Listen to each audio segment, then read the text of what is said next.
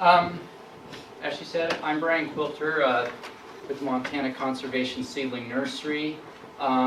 This is just some of our beds, bare root beds up in Missoula there.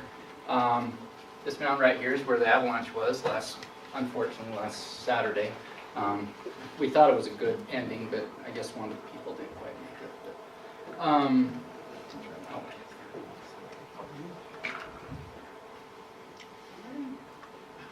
make it.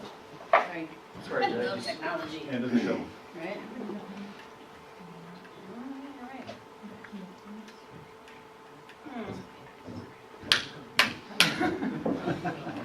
Does it- There, see? Okay, that's fine. Sorry, it must be, here, let's do this. I can use the arrows, yeah. Okay. Apologies, Brian.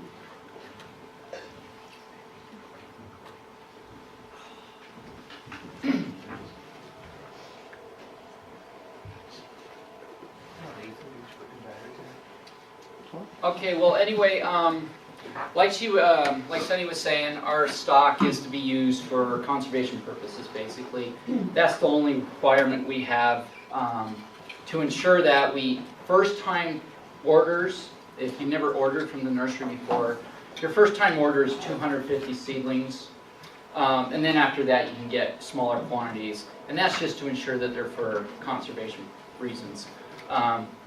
We did have an individual once that was with the motel and wanted to buy it for landscaping, and he wouldn't tell us what it was for, and said, "Why do you have to know what it's for?" And we couldn't sell to him.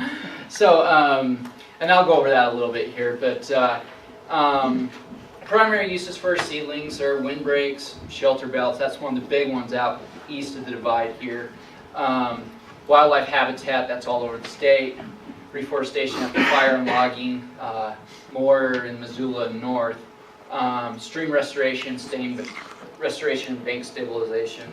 This is really becoming a big one for us with the Clark Fork River. DEQ is doing a lot of projects up there. We're one of many nurseries that are supplying stock for them. We're in kind of, since we're a state nursery, we don't necessarily bid, but we also get some of the more pain in the neck type orders too because of it. And then erosion control, just general erosion control, noise, visual barriers, and living snow fences, and then just any other accepted conservation practice. If you want to actually order from us, usually you send in an order form and we'll look at it and verify it's for conservation. But if you just go to Sunny, Sunny, you are the conservation district person here? Yeah, and then we also have NRCS here. too. Yeah. And they can sign off on projects. If they sign it, we don't even look at the order. I mean, look at the reason, we just deliver the trees because they're the experts in the field. So anyway, these are just some of the main things that we do, things that our trees get used for. So there's a lot that can be encompassed in that. And you know, some of them do start getting gray area like noise and visual barriers. That could almost be landscaping. And that's why we, you know, if the conservation district person signs off on it, we're good with it. So, computer, there it is. Okay, the main thing to know is that if you're not familiar with nurseries and stock, there's two different, what did I do?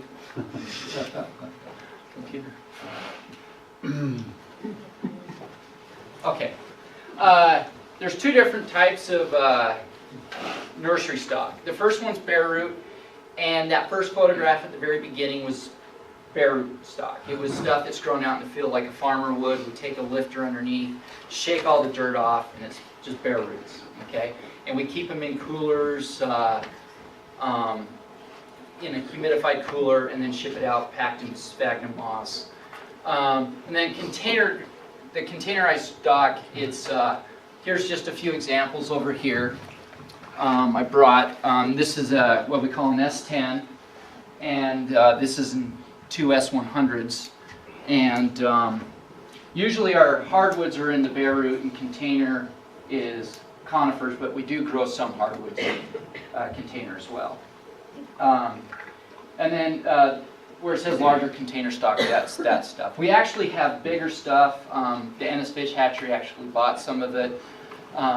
We do some 8-gallon pots and stuff, but we're very careful about where those go out to, simply because we don't want to be contributing to landscaping. Okay, and just here's a kind of just a comparison size. Here's a 5 cubic inch, 10 cubic inch, 30 cubic inch, and 100 cubic inch. This is ponderosa pine east of the divide. And then that's the blue spruce over there. So that's a blue spruce tree right there. We sell it in 7s and 30s. This year we're only selling it in 30s and 100s. With blue spruce, we didn't do it in 7s, but you can get Engelmann spruce in a 7. And the reason why we made that decision is usually blue spruce is just used for like windbreaks, and so you want to start out with a bigger stock in the first place. The one other thing that comes up is we really try to get the right source for your area. So, like, you wouldn't want to get ponderosa pine in this area that comes from the Missoula area or up in Libby. And so, east of the divide's a much hardier tree. It grows quite a bit slower than the stuff from up in the northwest. But it's going to more likely survive when you get your guys' super strong winds that are minus 14 degrees and stuff. Okay, and here's just a bundle of bare root stock. This is a bundle of 50, and that's our minimum size for quantity that you can order. This is just some red osier dogwood, and this is some 30 cubic inch Rocky Mountain juniper in its block, and it's called S30 because it's a 30 cubic inch plug. That's the hole that it's growing in, holds 30 cubic inches. It's actually 22. I don't know, in the nursery business. I went out and measured it so I could actually verify what it was. And so it's about 24 cubic inches. They call it S30. It's been called that since the nursery's been around, so we just keep doing it. So the reason why you guys are probably here is, how do I make these trees survive if I do get some? The main thing is pick up the seedlings as soon as they arrive in your, it says county because we have 3 different ways of delivering seedlings. You can have them FedEx to your house, but there's of course a fee for that. You can have them dropped off for free at the county extension office or conservation district. And in this area we drop them off over in Sheridan, I won't say Wyoming, Sheridan, Montana. And that's a one-time shot. And if you want that process, you check I want delivery, and we will notify you when the truck will be going out. And then the last one, you can pick it up at the nursery if you would like. That's always an option. Some people, if they want to go into Missoula for the day, will just drop in, get their trees, go home, and that way they know exactly where they've been the whole time. So basically transport them in enclosed vehicles. I always tell the crew, if you're comfortable, the trees are not. So you don't want to have them, with the heat running and, where it's 65 degrees. You want to keep them as cool as possible. We've had people show up with coolers with some ice. Now, you don't want to put ice directly on the trees, but just keep them cool. That's the main thing. We really don't recommend an open vehicle just because of the wind. It's going to just desiccate the plants. If you do pull up at the trailer, you want to have a tarp or some way to keep that wind off it, especially if you're getting bare roots. And you can call in ahead if you are going to have them, if you're going to pick them up at the nursery.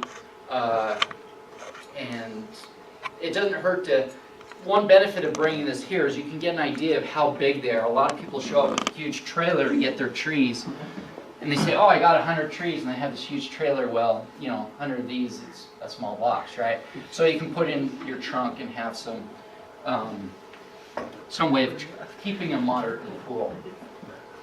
Okay, and in best, they should be planted within 2 days of receipt. If you can't do that, Keep it in your basement, in a cool spot, in a garage, whatever. Last year we had a problem with, we shipped out a bunch of trees to eastern Montana. They wanted their trees really badly. We shipped them all out. And if you remember last year, about April 15th, it got down, in Missoula it got down to 15 degrees. It got down to like 7 in the Billings area, and a lot of people had planted their trees already. And those that couldn't, they were sitting in their house for about another 2 weeks. A lot of them still made it if they kept them in cool spots. They're dormant, but they're going to start breaking dormancy as it gets out of those dormant conditions. And so the earlier you can plant them, the better off you are. The main thing is the container seedlings are more forgiving than bare root. All of our stuff will survive if it's planted with the best conditions and there's sufficient water and things to meet their needs. Containers more forgiving. You could probably keep them a little longer in your basement. We've had people keep them up to like 2 weeks. We don't recommend it, but they can make it. Bare roots can make it too, but it's less forgiving. So these are just some of the places you can put stuff, root cellars, crawl spaces, to put them when you can't plant them. And then you can, on the bare root seedlings, they'll be just wrapped up with moss around them. You can add a little water, kind of shake it around and pour it out. You don't want it sitting in water, but keep them damp, just keep those roots damp. And the plug should be staying moist. They probably won't dry out. They'll just start getting mold and fungus if you don't plant them quickly. And then planting site preparation is very important for survival. When you go to plant, depending on what you're doing, there's various things you can do, but basically when you plant that tree, if there's grass or other weeds and stuff, they're going to be competing for that moisture in the soil. So if you can just get rid of weeds and grass, it's going to help. Don't dig the holes in advance. Some people, they hire a bunch of scouts, get out there, dig 1,000 holes, and then 5 days later they put the trees in. Very efficient, but the moisture in that dirt's drying out, just going into the air. If you keep it in place and dig it as you plant the trees, the moisture will stay there. And then at the planting site, you want to plant as early in the morning as you can. When it's cooler, the relative humidity is higher. And only take as many trees at the planting site as you can plant. If you have a big project, say you got 2,000 trees, 5,000 trees from us, you can only plant about 400 in a day. Maybe take 200 before lunch, another 200 after, or something like that. You can, we have recommended at times to people, if you're worried if it's a drier day, you can get like a 5-gallon bucket, get a slurry where you get water and dirt and just kind of make the paste in there. You don't want to leave them overnight in this condition. It's better just to keep them overnight with the moss and the roots in the cellar that you have. But during the day, you can put them in this slurry, because just having them in straight water for too long can be hard on the plant. But this way, this slurry mix is still not the best. We only recommend it for like an hour or two.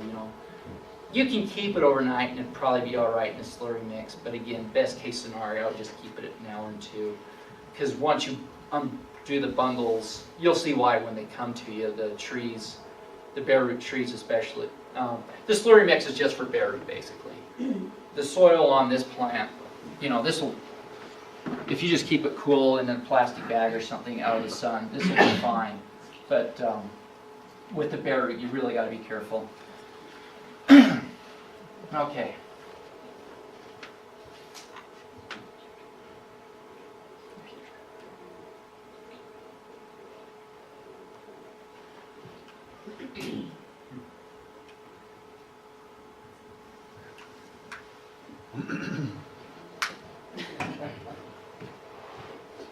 I'm sorry, I don't know. No, it's Oh, okay. there. It went. Did it go? Mm-hmm. Oh, yeah. Okay, sorry. And again, we talked earlier, there's take advantage of cool temperatures, time your planting. You guys know your conditions here in Madison Valley better than we do, so when you decide when to get your trees, if you want it FedEx, if you know exactly the time and when the truck delivery doesn't work, go that route. But whatever you can to plant at the best time period when you have the most amount of water in the soil. We have some planting guides that we give out whenever we sell trees. We have some more over here. And then there's microsite planting. If you're doing reforestation, you know, you've heard the whole thing, you know, plant on the north side of an old stump or wherever it can get a little shade or collect water. Just kind of look for those optimal places to put the tree.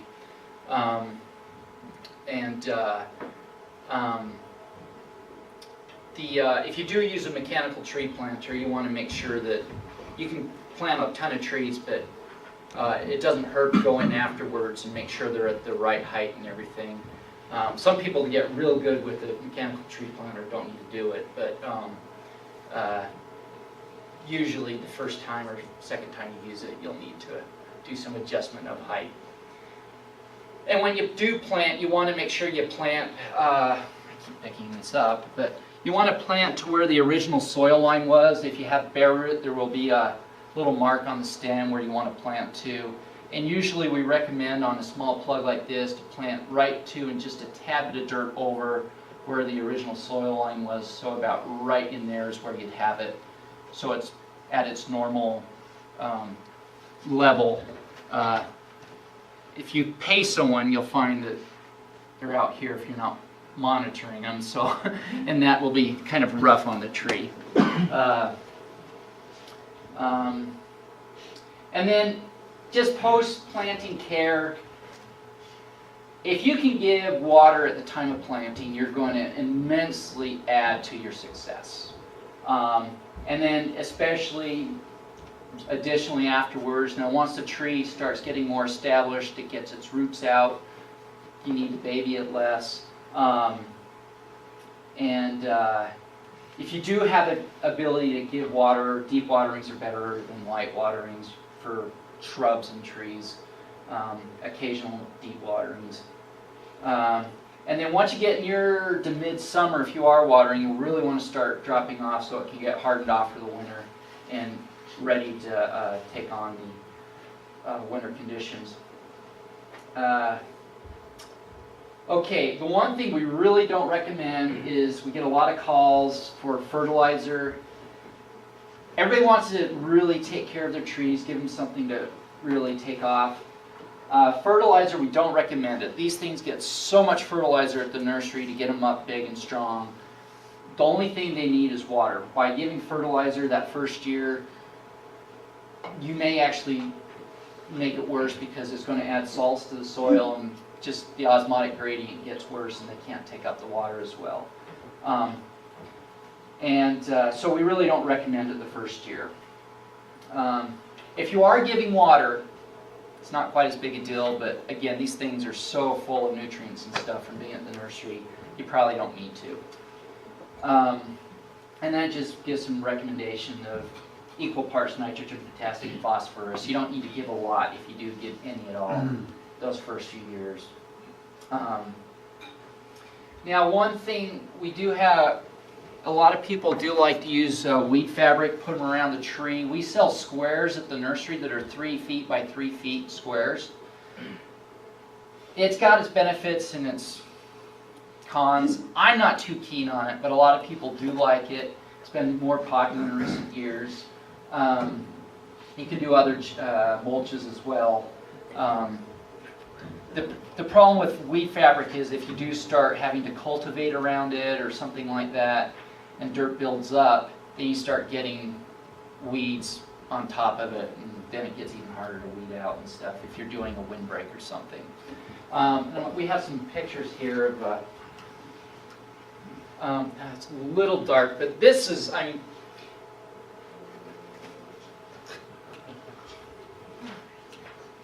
not, It's not you, it's her. Do you want to send this around, would you? sure, you can pass it around. Okay, I'm not sure, this might be Bridger Plant Materials Center, I'm not sure.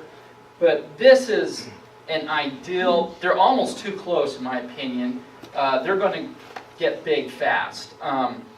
There's out in Lewistown, Montana, there's a guy named Craig Roberts that does a lot of consulting. And it's just very interesting to go out and see his stuff. He works for Pheasants Forever, and he despises wheat fabric. He doesn't like it. But this guy spends a ton of hours out there cultivating all these. They have miles and miles of windrows out there, and they're doing it to raise these birds to then send them on to a better life. Someone, well, yeah. And it is. They've done. It looks really nice out there, and but they're immaculate. There's no weeds in here whatsoever. And he said, no, you just clean it. He cultivates them. They go through and weed it between the rows where he can't get the cultivator. He has his spacing perfectly so he can just take that cultivator and just barely miss the trunks of the tree. And you know, this is a very well maintained windbreak. Now, the one thing he does do, he's a big believer in planting preparation. When I say big believer, he won't plant for 3 years. He goes in there, he cultivates the area, and then keeps it clean. I think it's for 3 years. With the idea being you're getting all that water into that soil, and he thinks of it as like a bank. And he's just if there's nothing there, no weeds in there, it's not losing any water. And then he plants with his tree planter. He can do like a mile a day, I think it is, or something like that. And he has these perfect spacings, and he never adds water, even at the time of planting. And I say, what's your survival? Oh, about 90 to 95%. He goes, we struggle a little bit with the buffalo berry. It might be about 50 to 60. So if people complain to us that our trees are dying, we call up him and say, did you have any problems? Oh no, it was all good. Then we know it wasn't us. So, because if he has problems, then everybody else probably will. And so, but again, you guys know what you need in your, you can work with your extension officer or conservation district person to figure out what you need. Now, this isn't necessarily pointing out what's wrong, but this person here is cultivated. He still has weeds between the rows. There's going to be competition there going on in that windbreak. I was talking to a guy in up there north of Chinook, right off the Canadian border, and he actually liked having the grass like this. And he says, well, what happens is there, the wind is so strong, he says, it'd all be in Saskatchewan by the time the wind stops, all the snow. He says, if I have that grass sticking up, it creates a big berm of snow right at the edge of where all the trees are planted, and so they have water for the next year. So again, you guys know what your conditions, everybody would say, oh, that's terrible, look at all that grass, but this guy's saying it works out for him. Brian, on the left there, when he cultivates that, does he not take out some of the roots on the trees? And I was kind of wondering that, but he seems to do pretty good. I was thinking the same thing, because a lot of this stuff is pretty shallow pines, and spruce don't tend to go too deep. They don't have any pines out there too often. He does some ponderosa. This, I think, is, like I said, the Bridger Plant Materials Center. But they're doing the same thing. Joe Sienna here, I'm pretty sure this is his stuff. It's, a 2-row windbreak right there. It looks like there might be a 3rd row. It looks really good to me. And that's another thing, is you really want to plan your spacing right. That guy I was talking to in North Dakota, he actually hired someone, and they were 5,900 trees short of what they needed, so their math wasn't too good. And we didn't have it this year. It was unfortunate, so we had to reference him to another nursery, what he needed. Anyway, this is just a good photo to show what you may have. Anyway. Now, Sonny said, and this is a big problem, but Sonny was saying, talk about some browsing problem. Everybody has browsing problems. The biggest elk I've ever seen was up on Jack Creek there, and I'm sure they're down here in the valley sometimes. Elk aren't quite as big a problem. The one thing, we have a few products that we do sell. Now, one thing you'll notice, this guy is not that big. We sell these, but they're more for these smaller containerized seedlings. We don't sell these, but someone brought this in to us. We get people that like to hang out at the nursery a little bit. And this guy brought in and said, hey, I'm selling these things. And, okay, we'll give him your number. And it's a good size. So if you have this can last on for maybe 2 or 3 years. You know, if you're up there by Cardwell, it might be 12, but so it's dry up there. But you know, you'll get some protection here. One problem a lot of people complain about is the deer will come in and just stick his nose in there and munch it. You can pull this up on the bamboo so the bottom's more exposed as it grows up. So like a small S10 like that, you can get a few years protection out of it by just lifting them all up. It's a pain to go out there. Some people don't like it.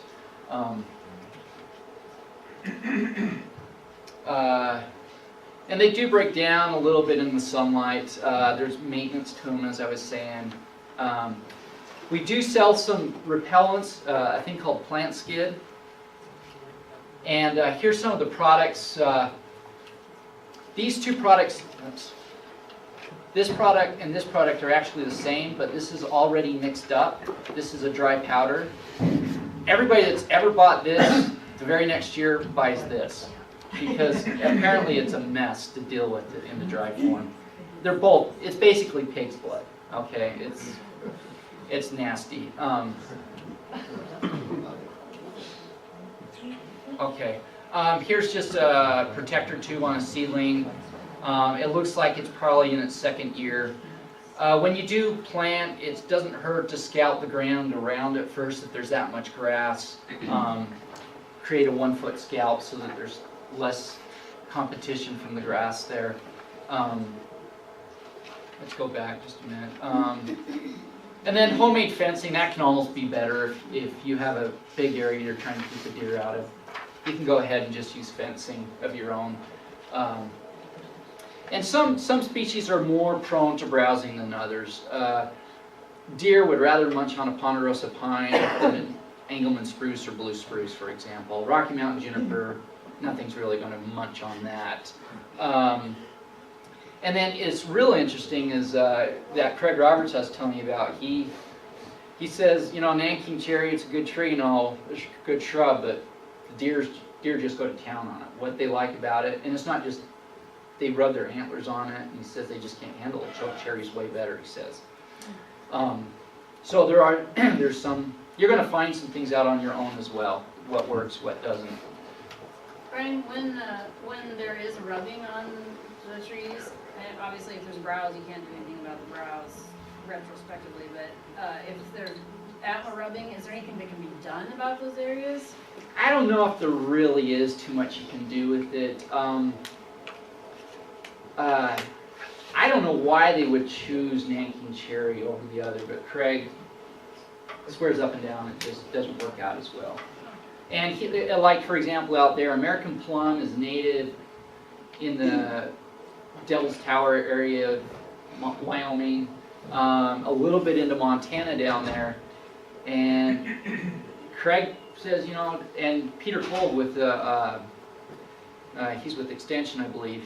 They both don't recommend American plum because they grow up for a few years, and then there's a lot of competition, and they just don't do as well. They do well for about 3 or 4 years when they're smaller, but once they start getting bigger, you know. But we still have customers that like it, use it, and you'll have to figure out what works best for your area here. You know, we can give suggestions, but you're on your land, and you have neighbors that maybe grow things, and humility is a great thing when it comes to agriculture. So it doesn't hurt to ask around what works.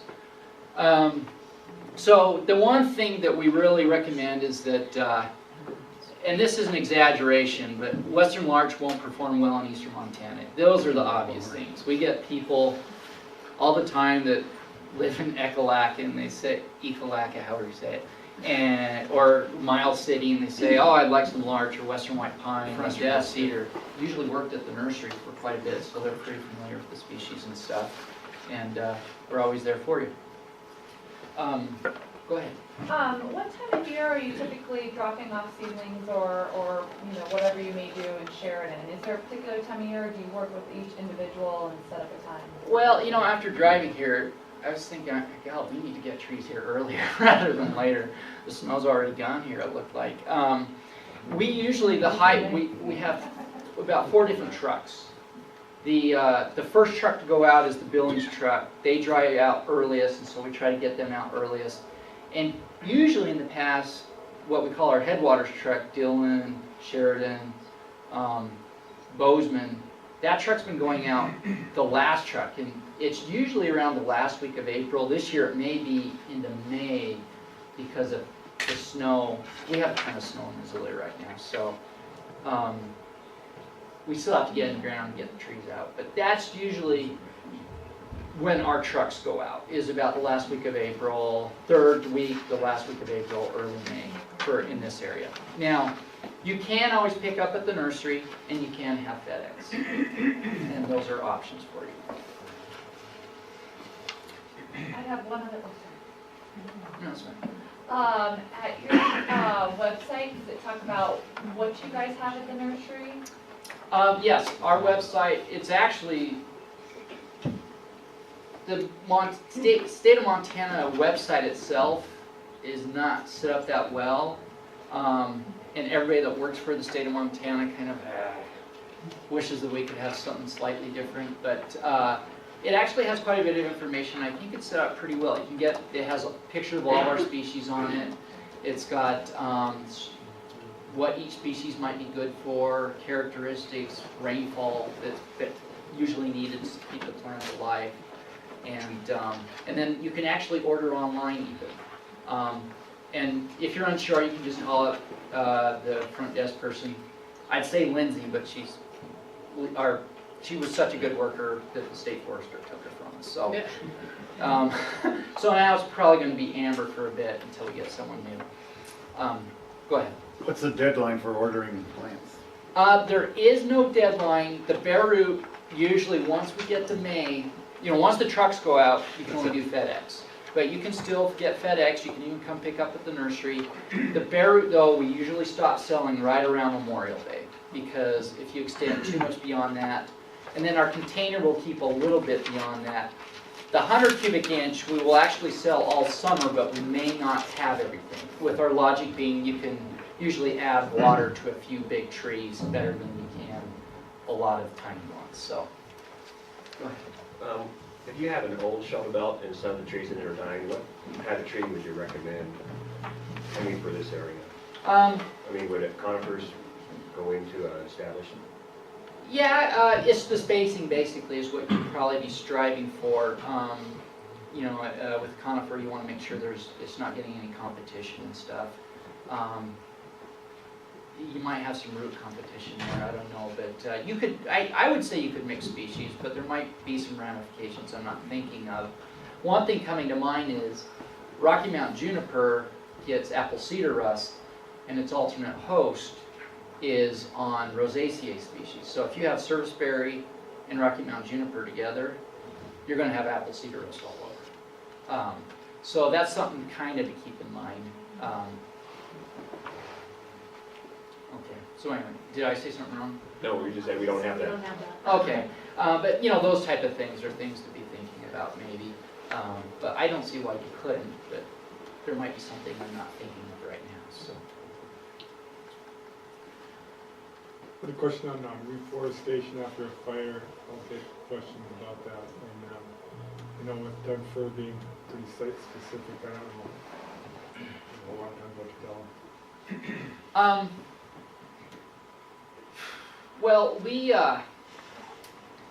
the one thing we get right now, in the Dillon area, I guess you're dealing with mostly lodgepole and Douglas fir, I'm assuming. Is there any other species that really, spruce is too high, I'm assuming, but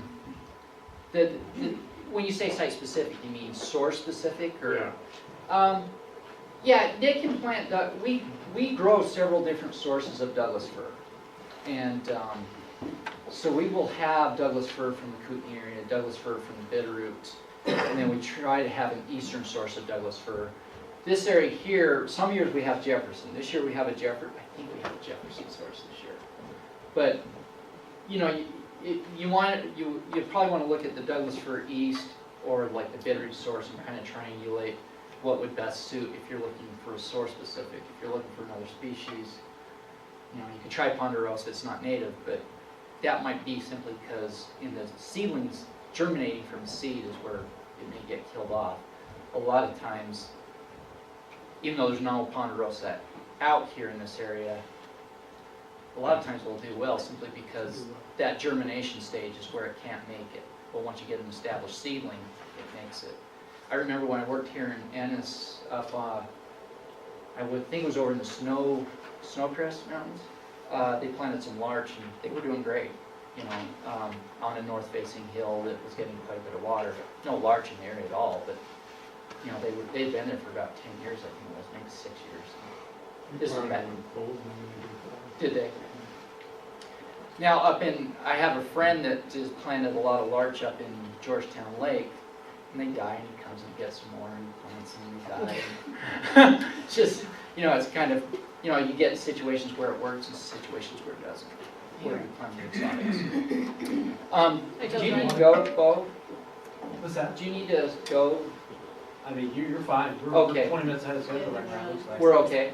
Okay. So I told, This is the website. The easiest way to get here, you know, here's the URL, whatever. Easiest way to get here is just go to Google and type in Montana Conservation Seedling Nursery. And we're the first thing to come up. And in this website, this is the inventory price list, but you don't order here. This tells you what's there. The online shopping cart's where you order. do you want me to put this in Sure. for everybody? And I apologize for crashing since it's really not. No, that's fine. But if you have any problems, just call up. They can do it right over the phone for you. You can read your credit card to them if you want to purchase them over the phone right then and there. We destroy the information right after you give it to us. We don't hold it overnight or anything. So we're actually kind of getting down in our bare root this year. Things went pretty quick. We actually had some problem with some chokecherry. The soil where we planted the chokecherry, we added some amendments to it knowing it wasn't going to be the best soil. We didn't get it quite as far over, so we lost a lot of the roots. And so we didn't have as many as we wanted with chokecherry. It went out rather quickly. But I was talking to that guy from up there by the Canadian border, and the other nursery said they could get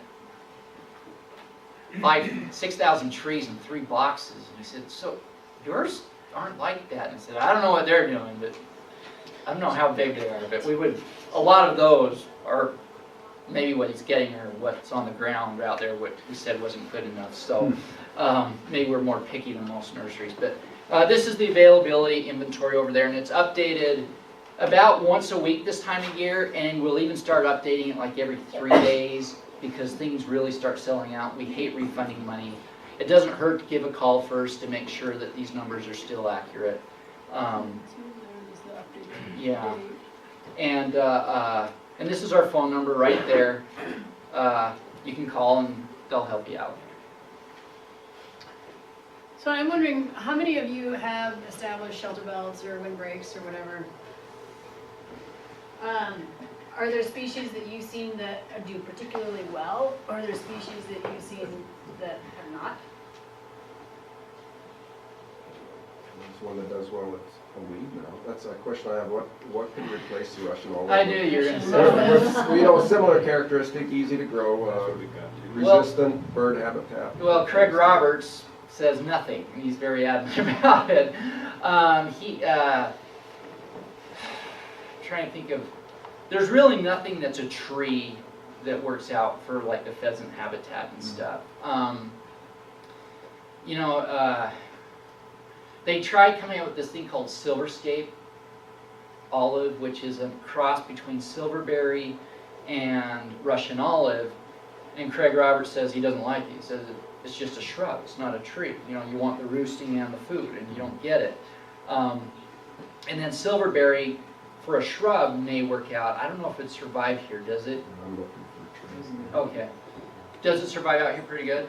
On the Ruby side, it does pretty good. I don't know that I've seen any of it over here. Okay. Are they as deer resistant as the Russian olive? I'm trying to think. Do you know, are they deer resistant? This silverberry? Around here, there's so many deer in some places, it doesn't matter what you plant. Yeah, that's kind of what I figured. We got Siberian elm in ours, they work pretty good. Siberian. Does it?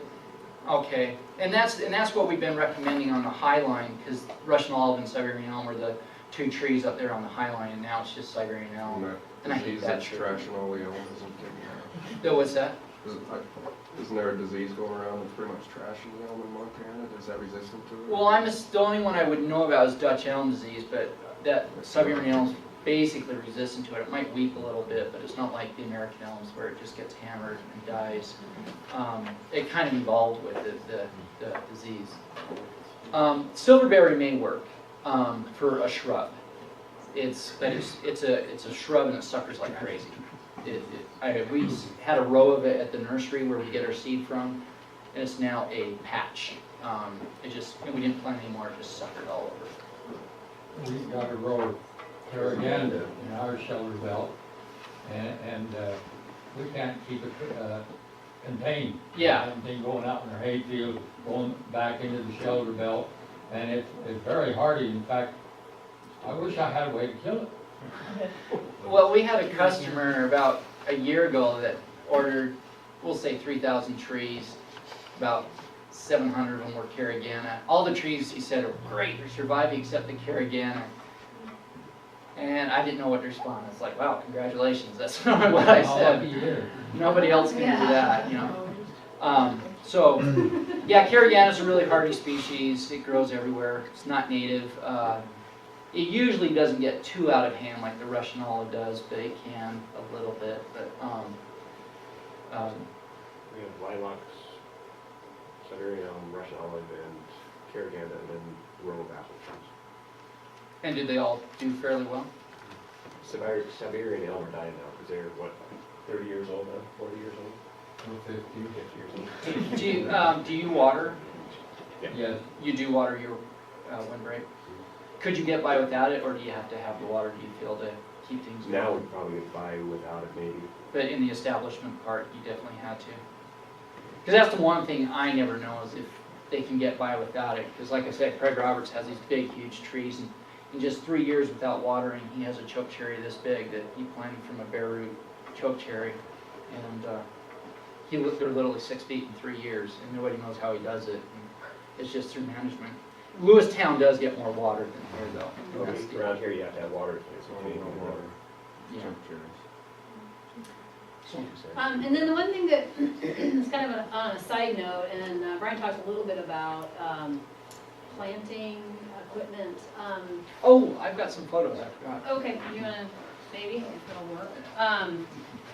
The Conservation District, Madison Conservation District and the Ruby Conservation District, both have planting equipment. It's over in the Sheridan office. We looked at it the other day, we decided we didn't want to try to haul it out of the snow to bring it over here.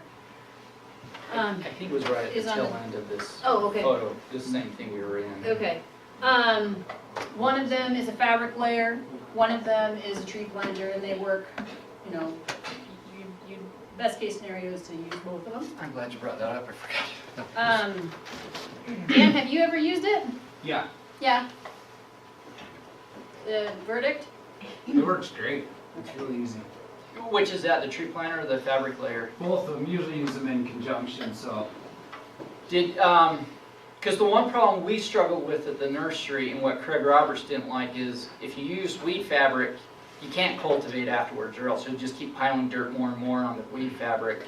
Yeah, you know, most of the time with the guys we're working with, they don't have time to be cultivating those things all Okay. summer, so they're not gonna be doing that, so the weed fabric's pretty critical. And it kept things out fairly well. Yeah, for the first few years when it's really critical, it does. Eventually stuff starts to creep in there and But usually you hope it's big enough at that point that. And just tear it out.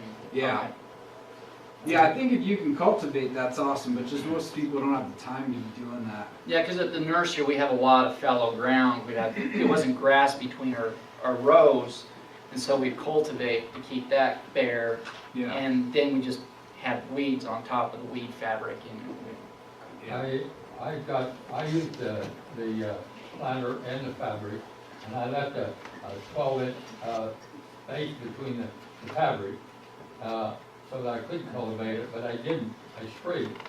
By spraying it, then I was so far away from the plant or the tree on each side, and I put a baffle on the edge of it so that the spray wouldn't go over towards the tree. Gotcha. And I sprayed this, and it worked good, I thought. No, and that's not a bad idea to do.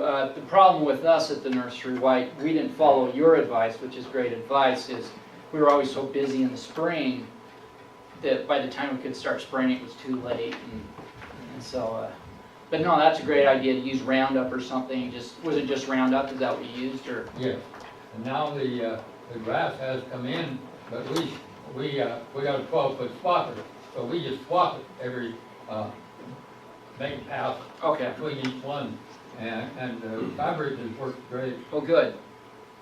Okay, and here, this is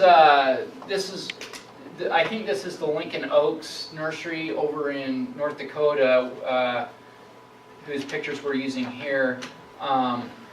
This is the tree planter here. I think theirs might be moderately similar to yours, but basically these guys are sitting backwards, and they plant the tree between these two wheels, and then those two wheels just pinch the dirt over it.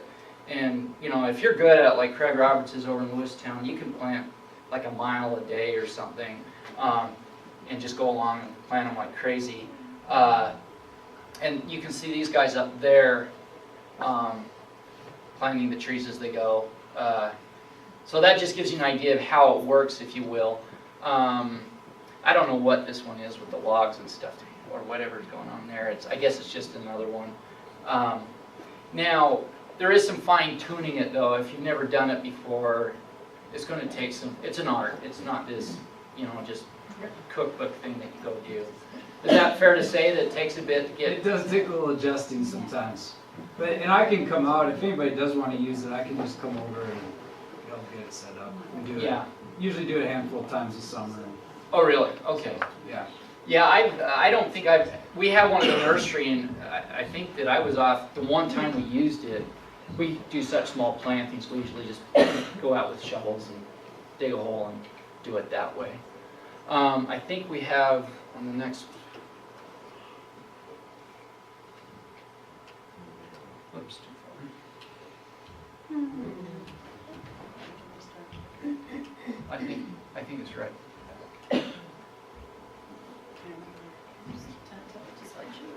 Oh, sorry. No, it was okay. I There it apologize, is. you guys. There it is. It's, That's it right there. okay. Right here's the weed fabric layer.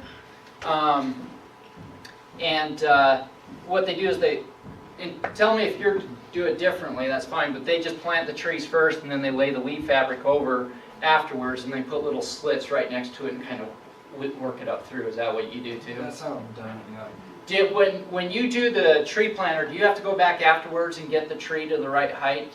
Or Yeah, adjust it, make sure, kind of firm up around it, because it's got two packer wheels, but it's not always that tight. And okay. So kind of adjust them all. So you do have to have another person go in and afterwards then?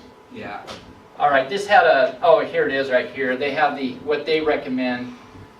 They recommend 4 people, 1 driving the tractor, 2 on the back, putting in the tree.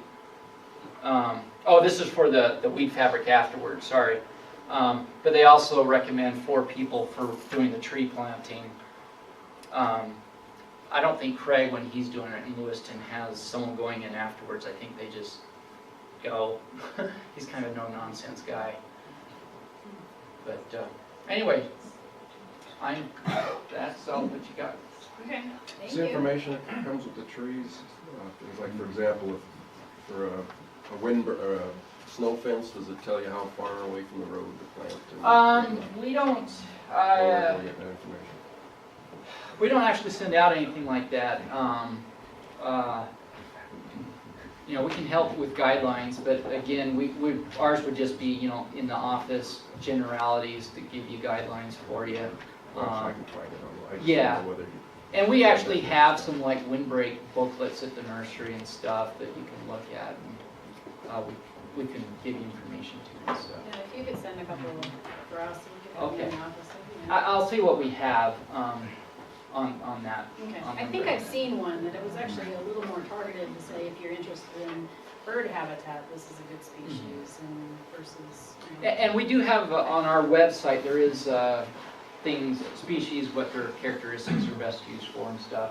It was just something John, the old nursery manager, put together, Yeah. and so customers could kind of follow the X's, and it's a general guideline. So. Okay, great. And then we do send out, this is the brochure, it's basically what we just read here, went through. You know, mostly all of it's in our planning brochure. And,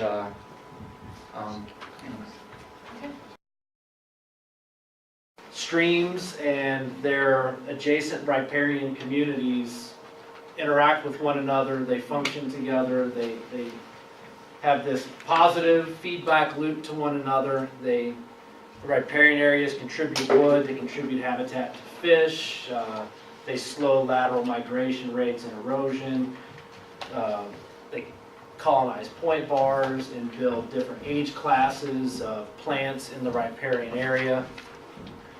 So the there's this natural regeneration situation with riparian plant communities that occurs in an ideal world. In the real world, that's not always the case.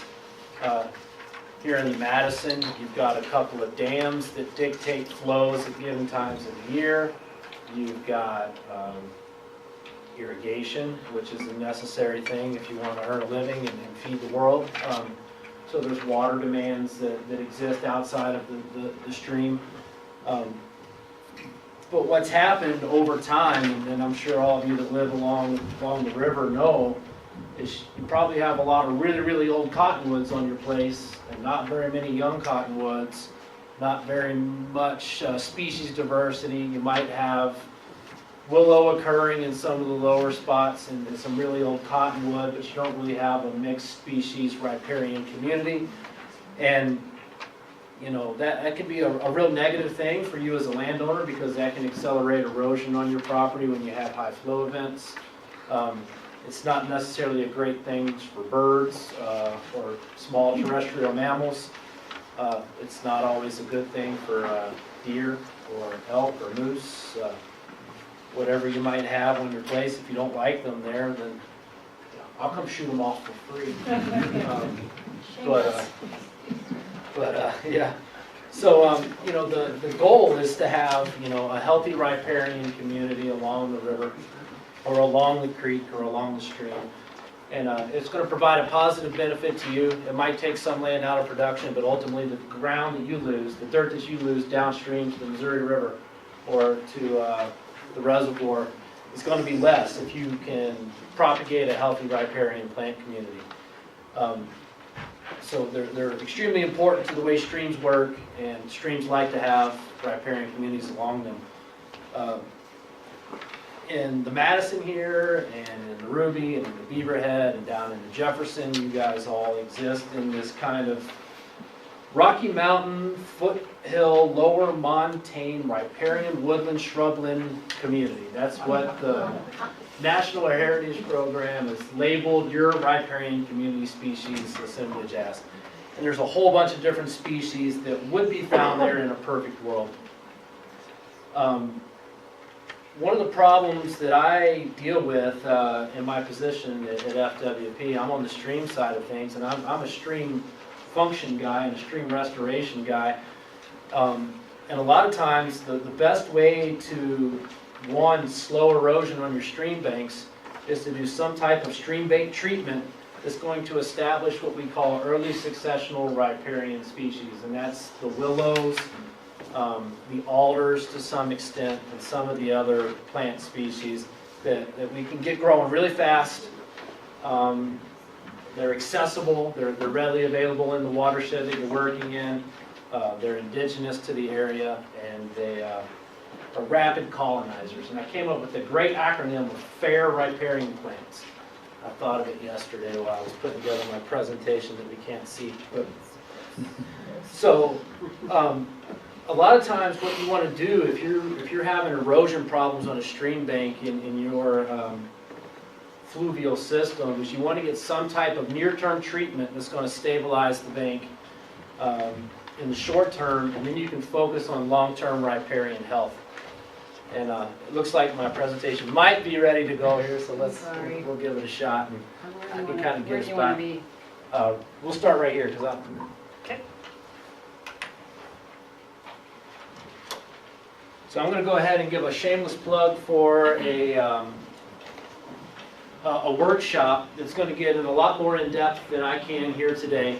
That's going on over in the Beaverhead River. And it's a stream bank bioengineering workshop, and there's going to be a really great classroom component on April 8th if you can't make it to anything other than the classroom.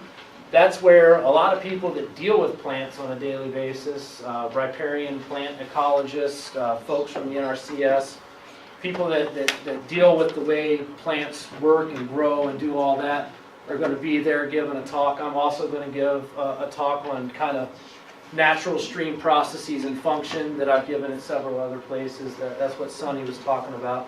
Kind of on how streams like to work when they can. And then there's a field component. You can sign up for one of those days. And there's a flyer on that. And last I heard, 20 spots left. Yeah, that's what the organizer said yesterday, was 20 spots remaining. So 20 spots. Okay, so Bo, that's, you sign up for one of the days, not all three. not all three. So if you're proximal to Dillon, then maybe sign up for one of the later days. If you've got to travel a long way, hopefully they can accommodate an earlier day. But And the organizer said yesterday as well that if you are only able to make it to one of those days, that for the field component of it, if you make it to say day 2 or day 3, they'll be spending a portion of those days explaining what they had done in the day prior. So like I was saying a few minutes ago, riparian vegetation, it controls erosion, provides terrestrial habitat, it can reduce water temps if it sufficiently shades the stream. Riparian vegetation stores nutrients, and like I said, in that positive feedback loop, it provides in-stream habitat. So streams in those riparian plant communities are a perpetual cycle of consumption and regrowth, and that's in an ideal world. That's where the stream's allowed to erode, consume riparian plants into the system, and cycle nutrients back onto a floodplain. So as part of that, the way streams like to work is they like to move. And they move slower when they have something in their way. And a really good riparian community is the best way to slow the process. I picked a really dramatic example here. This is the Clark's Fork of the Yellowstone. This is the 1996 photo. You can see the meander loop. You can see the healthy riparian areas. You can see the high flow channel. There's some intermediate photos here. The stream capture, the high flow channel. Gobbled up all that riparian community in 2011.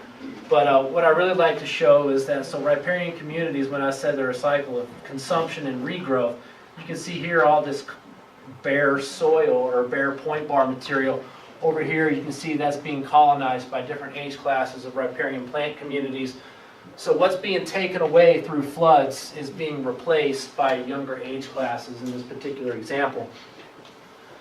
So riparian plant communities, they chase stream movement. So what they do is the lateral migration of a stream is in this direction. It's moving toward riparian plants, and what you get is successional growth into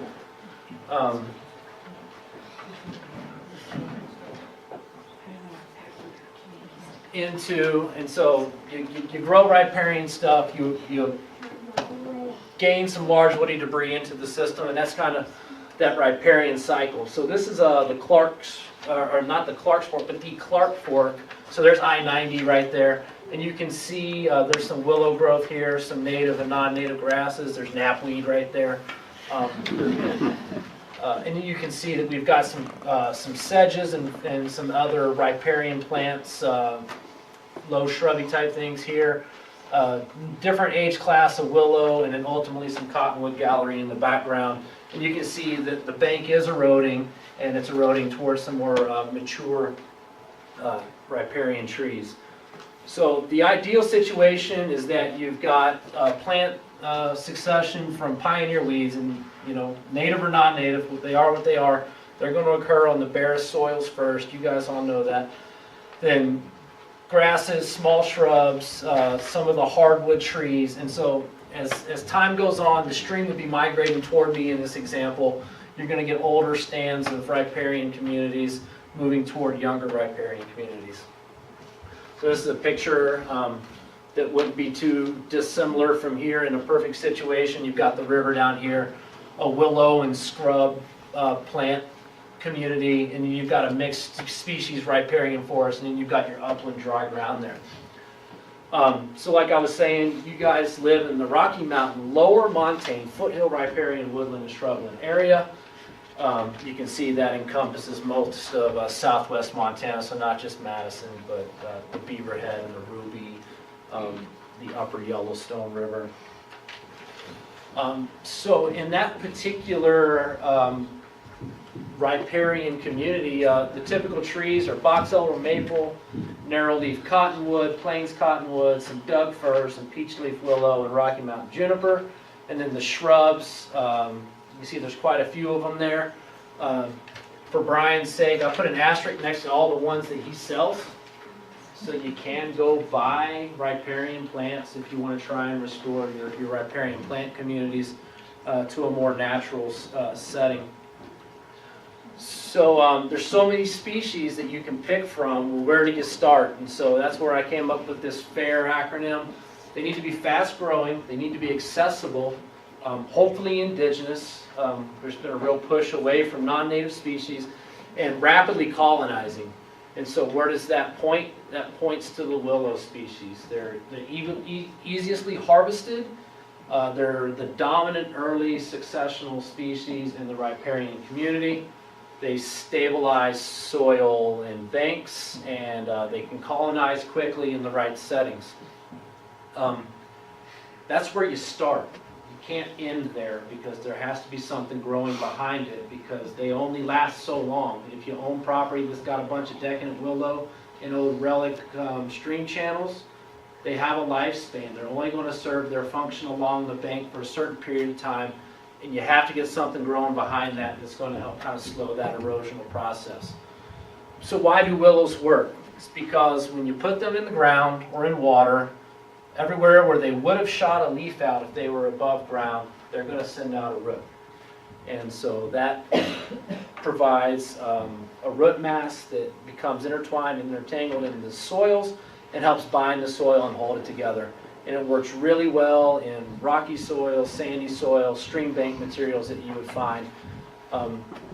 Not so well in clay soils, because then the water sits on them a little too long. That's something Brian, I'm not the plant guy, but I've seen they don't work so well in clay soils. They work better in soils that have moderate to good drainage. So here's one that Jeff Ryan grew in his backyard in just a glass vase. You can see all the root mass there. That's just one season, right, Jeff? It's only about 3 weeks. 3 weeks. So you can see how much root's being sent out in 3 weeks in just a thing of water.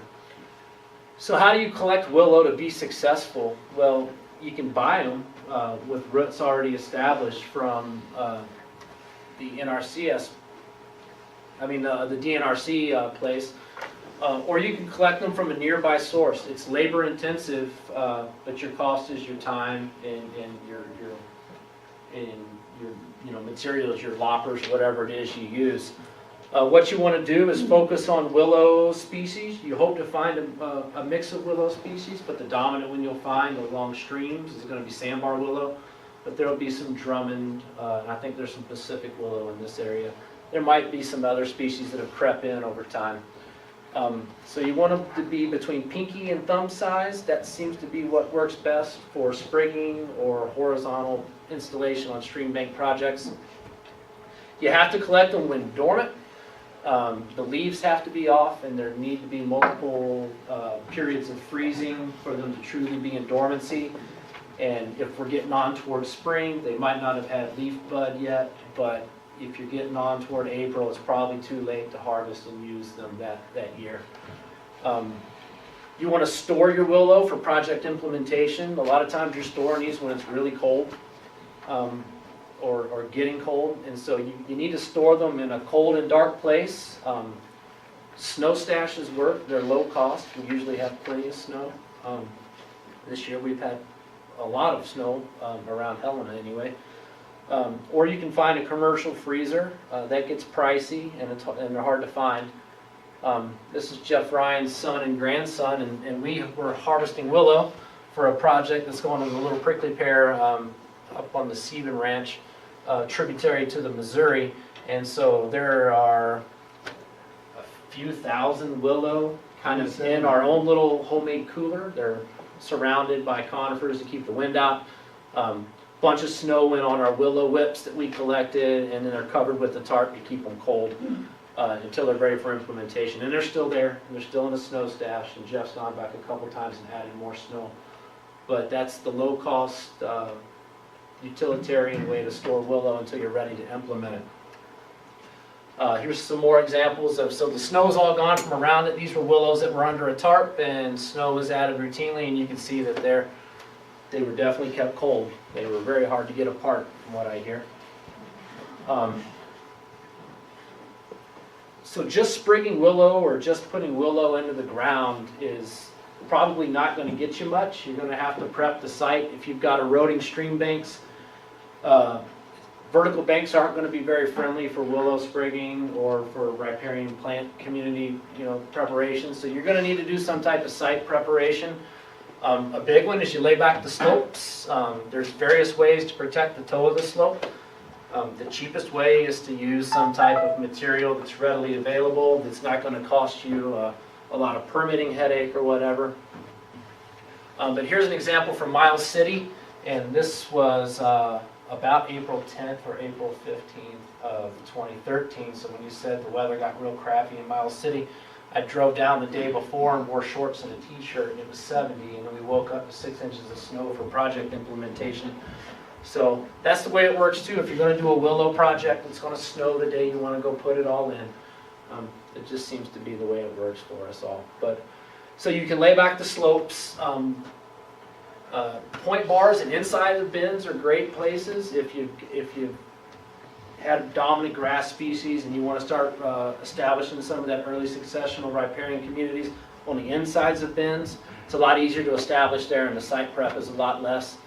Willow, much like the containerized plants that Brian was talking about, don't like a lot of competition, so you want minimal ground cover in the location where you're sprigging these things. And you need to know your planting zone. So it wouldn't do me any good to sprig willow up here. It's going to do me a lot of good to sprig willow down there. They have to have their toes wet. They got to have access to water. If you sprig or install willow more than 2 feet above the low water table elevation, they're not going to make it. They got to be able to find water with their roots. And so a lot of projects, if you find a good place to store them, you can put them in right after high water. If storage becomes an issue, you can put them in at the low water elevation. They can be underwater for a couple months and come out and be okay, as long as they're kind of down at that low water table elevation. So willow needs to be soaked prior to installation, 24-hour minimum, 7 to 10 days max. If the water's about 60 degrees, they'll start sending out roots, which I think is a bad thing because you can break them off. So a lot of times the installation techniques are fairly rough if you're sprigging or jamming or using some type of mechanical thing. So you want some bud swelling to occur, but you don't necessarily want the root to send out before you get them in contact with dirt. What we found in Montana is 3/4 of the stem length should be in contact with soil. So if you have a 4-foot whip, you want 3 feet of it under dirt. That's so that most of the energy stored goes to sending out root in the first year and not to leafing. The bottom of the sprig should be near the low water elevation, whatever that tends to be.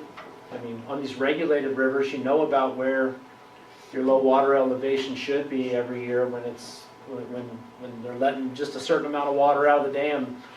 You can usually go out year to year and draw a line on the bank, I would think. At least that's what they see in the BRED and other places. I apologize, I haven't spent as much time on the Madison yet. But, so you want to find that Low water elevation, there's a couple of different ways you can do this. You can vertically sprig, and that's where you actually poke a hole in the ground, stick in a willow whip that you've harvested and soaked, and pack it back in with dirt. Or there's a horizontal method, and this is a big conifer fascine for that toe protection I was talking about. You lay them in a high density horizontally, and you do multiple layers of that, and that. What we found is the high density works the best. You're hedging your bets. So if you harvest more, sprig more, install more, if you install 100 and you have 50% mortality, you have 50 plants still growing. If you install 10 and you have 50% mortality, you've only got 5 willow plants growing. So, you know, the higher the number, the better. You can space those out if you don't want to do them all in a long continuous thing. You don't have the time. They will colonize, so you can focus on denser sprigging units and some spacing between them. But high density works best. And then some other considerations. Willow are early colonizers, so they buy time for the other species. So you're going to have to pay attention to your upper banks and your floodplain or your terrace communities and try and get something growing up there. Fencing, you know, an exclosure, a cattle exclosure, or me sitting in a tree shooting at whitetail, whatever it is you want me to do for you. I'm sorry, I got it. I've only been in Montana for 4 years, so it's a lot of fun for me to hunt the way we hunt here. So I'm kind of into it. But so you can fence things out. You know, active planting, the restoration. You can order rooted stock, containerized plants for some of your upper sites to help establish a plant community outside of the immediate banks. And like I said, highly erosive sites might need some short-term stability, and you should stay committed. You might not see a lot of growth on your willow or other plants the first year, and it might take some extra effort in following years, but the reward is pretty good for you. You can slow erosion naturally on your stream banks, and it's good for a lot of other things too. So, questions? When you lay back the slope, is there a particular grade that you would recommend, or is it just site specific? You know, 1.5 to 1 would be the minimum. That's still pretty darn steep. But if you don't want to give up a lot of land, 1.5 to 1 is okay. That's a fairly safe angle of repose. That was what was in that picture of that really steep bank. Ultimately, that was regraded back to a 2 to 1 because we covered up the lifts, the willow soil lifts, like the picture we went around. That was regraded back down to a 2 to 1. So 2 to 1 is probably ideal. 3 to 1 is getting pretty darn flat. You're not going to find that naturally on any riverbank anyway, so it starts looking kind of weird.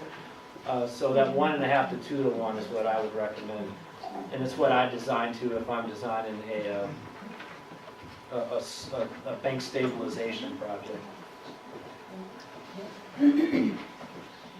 Well, with the cottonwoods and the aging structure of them, has anybody tried causing a natural regeneration of cottonwood in these rivers that have been controlled by dams? Not that I know of on the dam-controlled places, but if you go to the Muscle Shell or the Yellowstone post-2011, the cottonwood recruitment was astronomically awesome. It was just huge. Well, that's because of the flood. It was because of the flood. So unless folks are willing to put water back on floodplains at the right time of year, which is when cottonwoods are releasing their seed.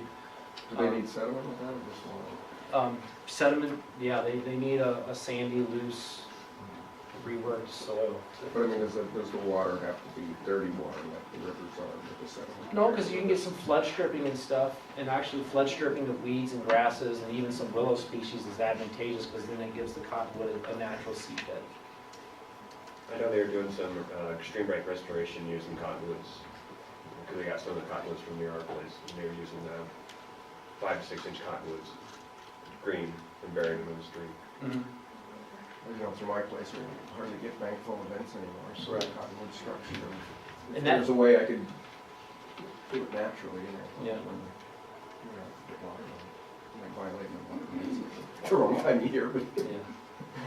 Well, you have to get more water down the slough. Well, we have it in Yeah. the spring. Yeah. It's just-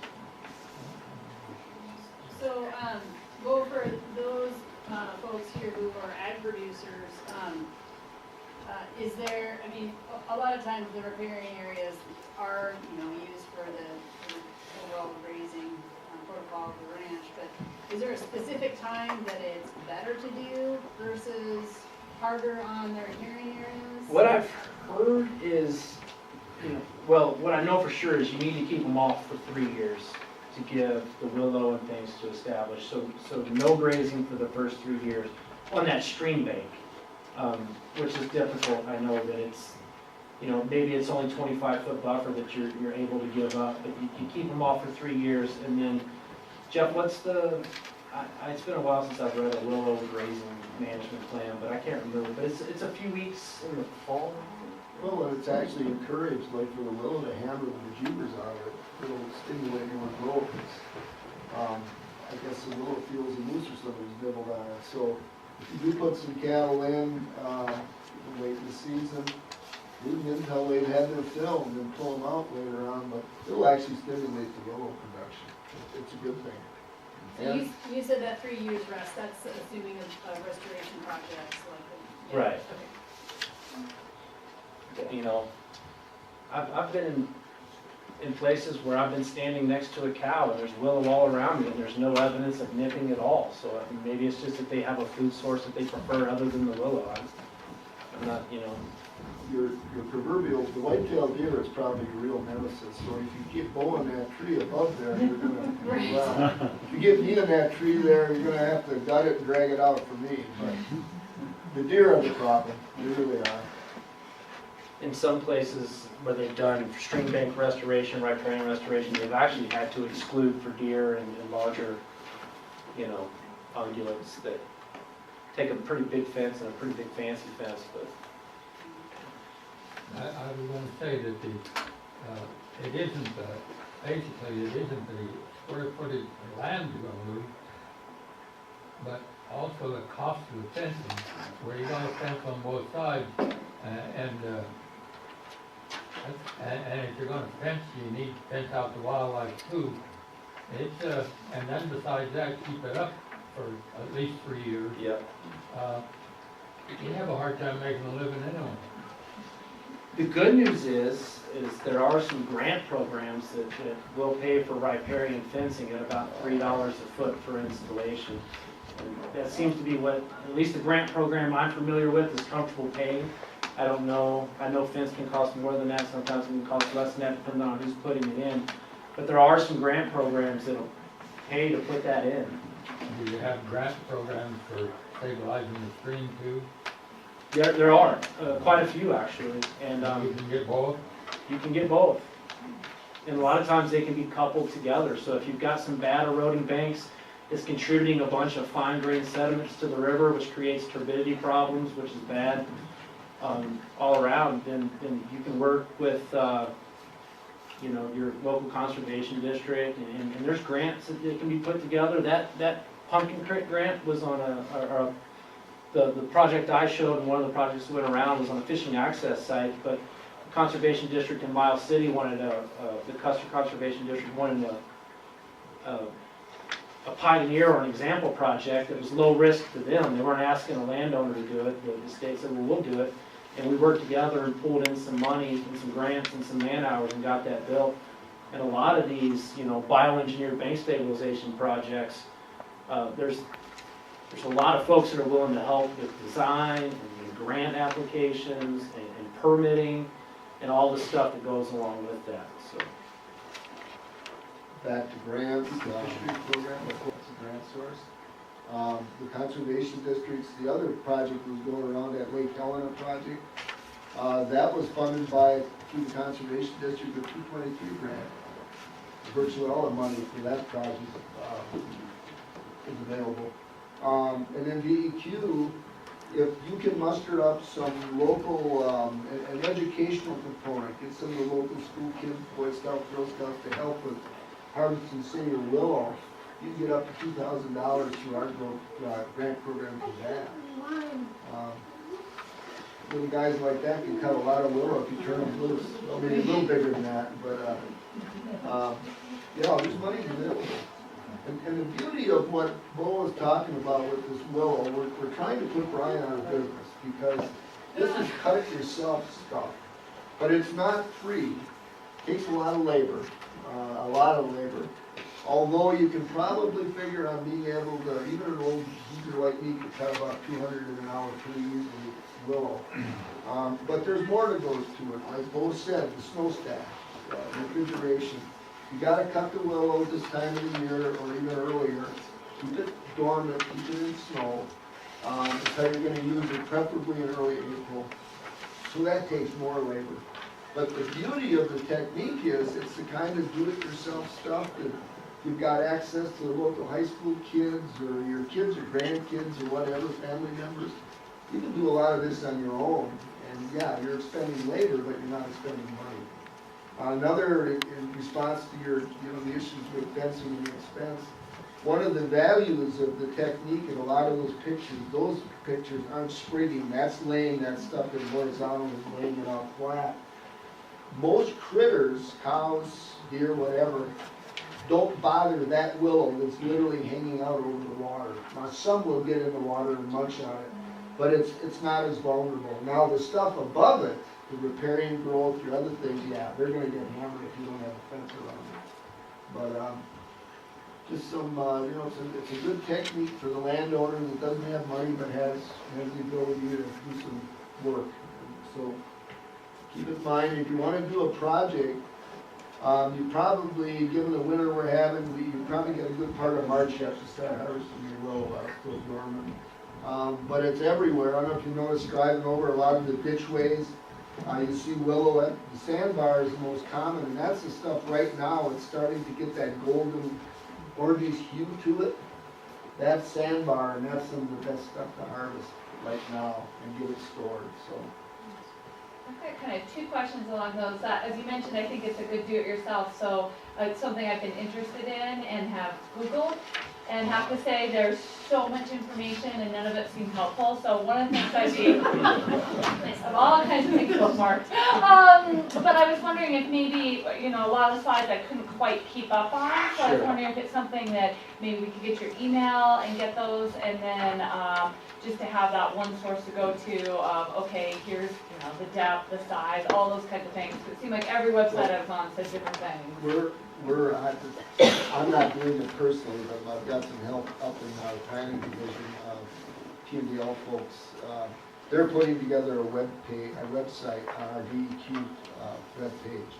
And it's I think available, but there's not much on it yet, but we're gonna keep adding. It's gonna be all the nuts and bolts stuff on it. Okay. And then you had the two techniques, like instead of planting, it looked great it looked easier from a do-it-yourself standpoint to lay it all out. So does it talk about how to do each approach? It will. Okay. And that laying out approach, if you noticed on those pictures, when Bo mentioned high density, it is. That's 12 to 15 stems per foot per lift. So a 100-foot project with double lift, that's 3,000 willow. And it's not that many, you can cut those. But again, with about 4 or 5 cutters, preferably some young folk that are very energetic, you can cut that willow in only a day or so. It really is the easy part of the whole thing. But Elizabeth, that workshop that's gonna be held over in Dillon is gonna have a lot of the practical stuff. It will, okay.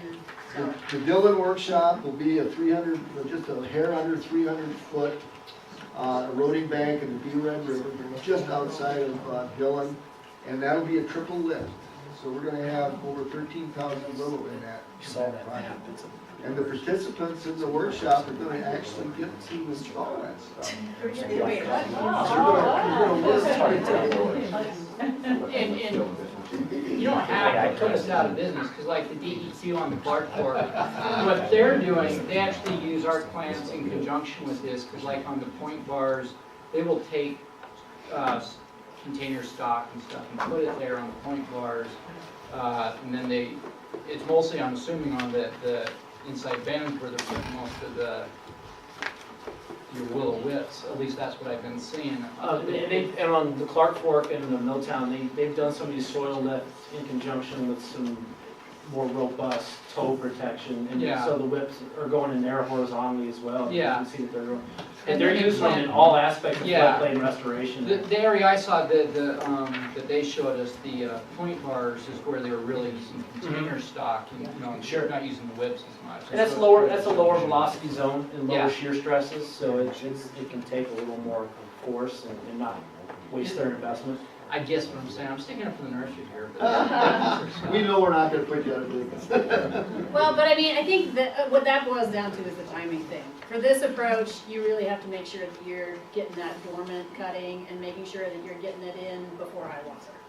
This one, you got a lot more flexibility. Well, you still got to, it's usually in conjunction with the other one. It's at the time, because you want to follow, when you're planting willows, you might want to mention the best time of planting the container stock, but from what I understand, right after high water, when it starts going down, is when you want to do your planting. And that's for cottonwood or willow or alder or any of those, because that stimulates the roots to chase the receding limb of the water table. You can do late fall installs on like the willow soil lifts and stuff, so that then when spring comes around, so they're going in dormant, ground's cold, frozen, it's dark, and they will make it through the next spring, and once the temperatures get right and the water comes, they will do it. But And they're already established, because that's what they started doing on Clarkford, because they got washed out so many times. They say, screw the spring, let's just go to fall, and it's less muddy, there's less invasive problems with their equipment. and the, yeah, the stuff. weed competition's a lot lower and all that in the fall. You've got more than one kind of willow, right? We sell, at the nursery, we sell a lot of sandbar. We have both bare root and container. And the bare root is mostly sandbar. And we used to sell, like this year we have Drummond willow and Booth willow bare root cuttings. But in the container we have mostly Booth, and we have some Pacific willow, and most of it DEQ already took. But we have some Pacific willow and Booth willow are the two main ones in the What container. I'm trying to get at is, these willows have different characteristics, right? Yeah. On growing and all this. I've got a type of willow that's alongside my irrigation ditch. And it grows so fast and grows so thick that I have to work on it every year to keep it controlled. And it'll even go out into the field. Now, what kind of a willow is I that? would say sandbar. Sandbar. Yeah, really thin, Well, long I sure would like to leaves. give it to you. Why don't you put it on? The problem is you go cutting on it, you stimulate it to grow more. That's You know, we've had negative projects feedback. that sometimes it isn't real accessible to get through a sandbar. I forget the project it was, but there was a local landowner that had a similar project. He said, you betcha, you guys come in here and cut all of this along this irrigation ditch. And we did, and it was great, it was wonderful stuff. But it was there again next year. Oh, yeah. in Be fact, 3 feet taller than it the year before. stimulates its growth when you cut it. So, you gotta be careful where you put it. Well, yeah, you should be, you don't want it on irrigation ditch, so. Okay. So just two more things. I mean, and what Lynn has brought up a little bit kind of gets it, it's in our survey as well. So please do take 5 minutes and fill this out. Your feedback's really valuable, but help us to identify if there's opportunities for conservation districts and NRCS, Development Parks and DAQ and everybody else to help if you do have a project that you're thinking about doing on your place. But before you launch into a backhoe in the creek, make sure you have a permit with the conservation district. And this is a guide that basically helps you to understand when you need them and when you don't. And it's a pretty painless process, and they're free, but it's just good to ask. So this isn't a verbal agreement for them to go ahead and do it now? No, that's my disclaimer. Oh. You get rid of it. Either that or do it at night. Thanks, Jeff. But let's give these guys a round of applause. Yeah, it was great. Thanks for being here, and let me know if you have any additional feedback. Give me this one back.